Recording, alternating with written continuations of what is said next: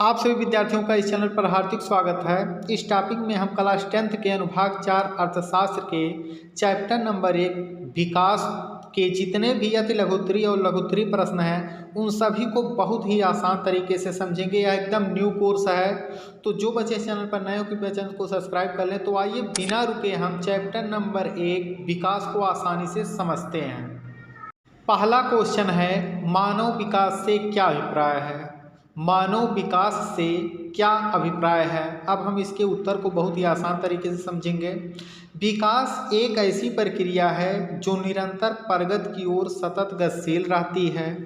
गर्भावस्था से युवावस्था तक की वृद्धि मानव का शारीरिक विकास कहलाती है। यानी जो मनुष्य का विकास होता है वह लगातार होता रहता है, यानी यह कभी रुकता नहीं है।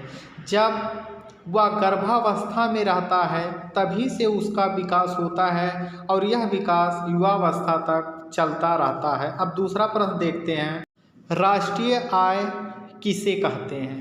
वेरी इंपॉर्टेंट क्वेश्चन है, राष्ट्रीय आय किसे कहते हैं।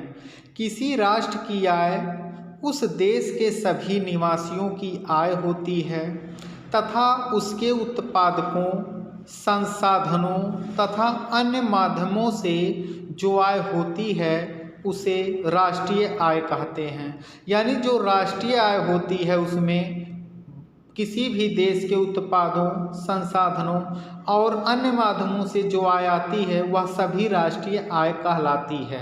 अब तीसरा प्रश्न हम देखते हैं, यह वेरी इंपॉर्टेंट क्वेश्चन है, प्रति व्यक्ति आय किसे कहा जा सकता है या किसे कहते हैं।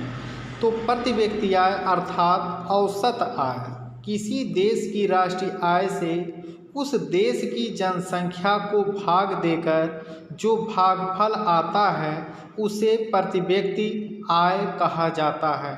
यानी यदि हमारे देश में 100 रुपया है और 100 लोग निवास करते हैं तो इससे हम जो भाग दे देते हैं जो एक व्यक्ति पर आता है वही हमारा प्रति व्यक्ति आय होता है। यह वेरी इंपॉर्टेंट क्वेश्चन है। अब हम अगले प्रश्न की ओर बढ़ते हैं, निबल उपस्थिति अनुपात से क्या तात्पर्य है। इंपॉर्टेंट क्वेश्चन है, निबल उपस्थिति अनुपात से क्या तात्पर्य है। 14 एवं 15 वर्ष की आयु के स्कूल जाने वाले कुल बच्चों का उस आयु वर्ग के कुल बच्चों के साथ प्रतिशत प्रस्तुत करती है जिसे हम निबल उपस्थिति अनुपात कहते हैं। यानी इसमें 14 एवं 15 वर्ष की आयु के स्कूल जाने वाले कुल बच्चों का उस आयु वर्ग के कुल बच्चों के साथ जो प्रतिशत प्रस्तुत होता है उसे ही हम निबल उपस्थिति अनुपात कहते हैं। अब हम लघु प्रश्न की ओर बढ़ते हैं जिसमें हमारा जो पहला प्रश्न है, मानव विकास हेतु साक्षरता क्यों अनिवार्य है। वेरी इंपॉर्टेंट क्वेश्चन है ये। इस प्रश्न का जो उत्तर है, स्वतंत्रता प्राप्ति के 7 दशक पश्चात यानी 70 सालों के बाद भी उच्च स्तर की निरक्षरता चिंताजनक है। यानी ना पढ़े लिखे होने के कारण अनेक राज्य 14 वर्ष तक की आयु के सभी बच्चों को निःशुल्क एवं अनिवार्य शिक्षा प्रदान करने के संवैधानिक लक्ष्य के समीप भी नहीं है। साक्षरता विहीन समाज में विकास की योजनाएं एवं कपोल कल्पित तथ्य बन जाती है। अतः यदि मानव का सर्वांगीण विकास करना हो तो साक्षरता अनिवार्य है। यानी किसी भी देश का विकास तब हो सकता है जब वहाँ के लोग पढ़े लिखे हों। अब अगले प्रश्न की ओर बढ़ते हैं, विकास के विभिन्न लक्ष्यों का वर्णन कीजिए। यह भी क्वेश्चन वेरी इंपॉर्टेंट है। विभिन्न लोगों के विकास के लक्ष्य भिन्न भिन्न होते हैं। द्रव्य अथवा उससे क्रय की जाने वाली भौतिक वस्तुएं एक कारक हैं जिस पर हमारा जीवन निर्भर है। यदि लोगों के लक्ष्य भिन्न हैं तो उनकी राष्ट्रीय विकास से संबंधित धारणा भी भिन्न होगी। यानी यदि किसी भी देश का विकास करना हो तो उस देश का एक लक्ष्य होना चाहिए जिससे कि वह अपना विकास कर सके। अब हम अगले प्रश्न की ओर बढ़ते हैं, आय के आधार पर विभिन्न देशों की तुलना किस प्रकार की जाती है। यह भी वेरी इंपॉर्टेंट क्वेश्चन है। तो देशों की तुलना करने के लिए उनकी आय को एक महत्वपूर्ण कारक माना जा सकता है। जिन देशों की आय अधिक है उन्हें कम आय वाले देशों से अधिक विकसित समझा जाता है। विश्व बैंक की विश्व विकास रिपोर्ट के अनुसार देशों का वर्गीकरण उनकी औसत आयु का मापदंड माना जाता है। यानी जो आय की गणना है वह विश्व बैंक द्वारा विश्व के जितने भी देश हैं उन सभी की आय के मापदंड को यही मापता है। अगला प्रश्न है सतत पोषणीय विकास क्या है? वेरी इंपॉर्टेंट है, चर्चा कीजिए। वेरी इंपॉर्टेंट क्वेश्चन है ये।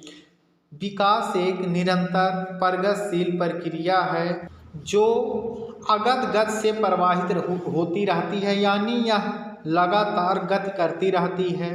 योजनाएं, कोई भी योजनाएं होती हैं, विचार, लोगों का विचार होता है, कृत्य उसका प्रतिपल पोषण करते रहते हैं, अर्थात इसी को हम सतत पोषणीय प्रक्रिया कहते हैं, जिसमें हमारी योजनाएं, विचार और कृत्य आदि का पोषण होता है।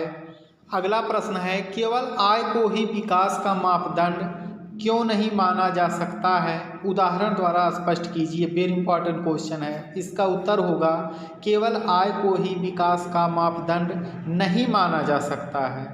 इसका मुख्य कारण है कि प्रत्येक देश की जनसंख्या, वातावरण, परिस्थितियां समान नहीं होती। सामान्यतः हम कोई मापदंड निर्धारित करने के लिए उसकी औसत आयु से तुलना करते हैं, जो कि विकास का सार्वभौम मापदंड नहीं माना जा सकता। इसी तरह के इम्पॉर्टेंट वीडियो आप सभी लोग पाते रहें। इस चैप्टर में अति लघुत्तरी और लघुत्तरी प्रश्नों को विस्तार से समझाया गया है। इसके बाद अगले वीडियो में आपको विस्तृत के क्वेश्चन मिलेंगे। तो जो बच्चे चैनल पर नए हैं कृपया चैनल को सब्सक्राइब कर लें, क्योंकि इस चैनल पर क्लास 6 से लेकर 12 तक के सभी विषयों को बहुत ही आसान तरीके से पढ़ाया जा रहा है। आप सभी विद्यार्थियों का वीडियो देखने के लिए धन्यवाद।